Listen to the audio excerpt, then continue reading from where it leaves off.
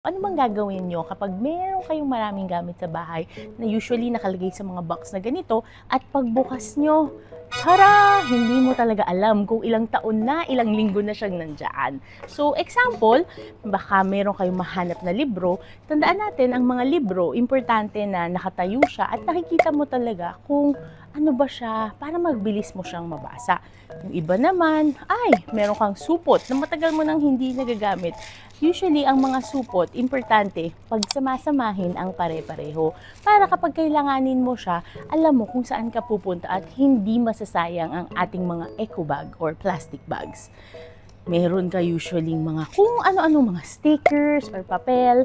Most of the time, kapag papel ang iyong hinahandle, kailangan again magkakasama sila at huwag mo siyang ifo-fold para hindi naman siya nasisira at madali mo siyang magamit. Baka yung iba sa inyo maraming stickers, ang tawag dito ay miscellaneous items.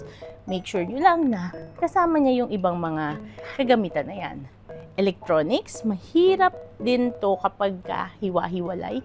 So maganda ang ginawa dito na ilagay nyo siya with the cord ties para hindi siya nawawala.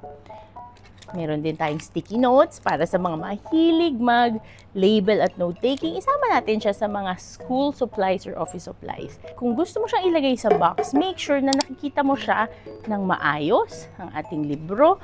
Isin natin na ganyan, magkakasama sila. Para pag tinignan mo siya, one glance, alam mo kung may nawawala, alam mo paano mo siya mahanap.